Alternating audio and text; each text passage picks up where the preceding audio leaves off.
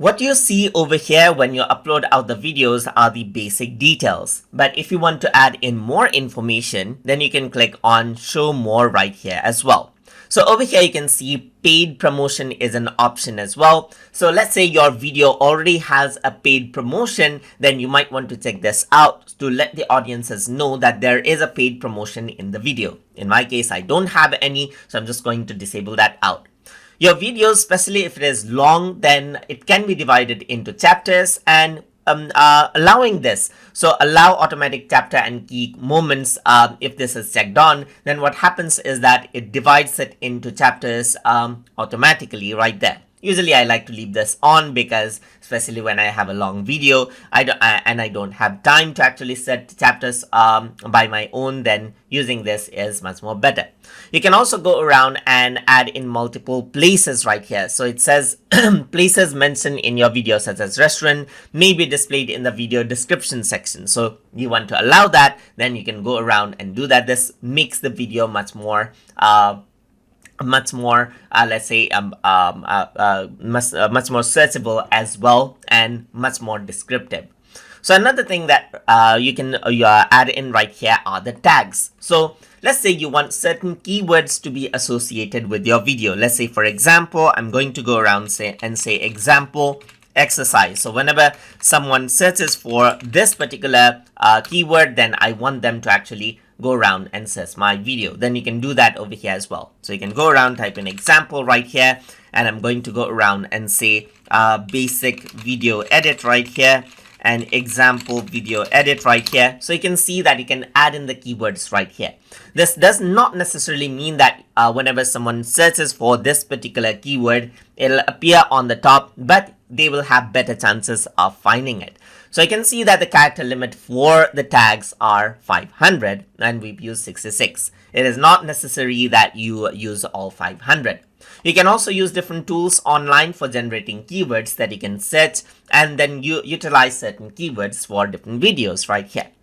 So after that, you can go around and select a video language, as you can see right here. So our language is English. So let me just go around and select it. And if there's any captions right here, then you can see that caption certifications are here. You can go around and select those certifications as well. You can set the recording date of a particular footage right here, and even go around and add in a video location. Let's say, for example, you want to go around and type in, let's say, certain location for the video. Then you can go around and add in video location to this as well. Let me just remove this because I don't want to add anything right here. Then you can go around for license right here. So standard YouTube license means that you own the video and your audiences aren't allowed to copy it. But Creative Commons means that they will be able to reuse your video. So you have to be careful while selecting the license as well. You can allow embedding of the video to other websites by clicking on this. So this does allow the video to be posted in someone else's website. And you can also publish to subscription feed and notify subscribers as well regarding this video as well. There's different things. You can see that you can allow short sampling right here. That is, allow people to create shorts using part of the video as well. So if this is turned on, they'll be able to create shorts out of this as well. So you can allow this as well. And you can choose a category of what this is. So this is people and blog, as you can see. Let's say travel and event. Then you can go around and categorize out the video as well. So regarding the comments as well, people can make comments on your video. So you can allow all comments and hold potentially inappropriate comments. So it uses AI to hold if someone is not using a good language. Then what happens is that you will have to review the comments there. You can increase the strictness over here as well, which is experimental as of now, so that it is more filtered out. You can also hold all the comments for review, as you can see, or disable comments altogether. Usually I like to enable the comments, but hold potentially inappropriate comments for review right here.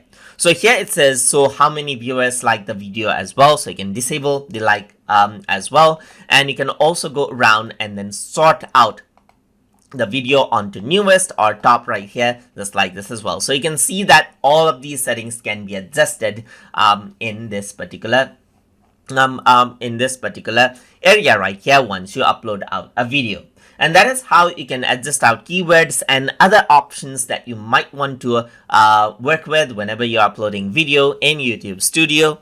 So I hope you guys learned something as always. And as always, please like, comment, share, and subscribe.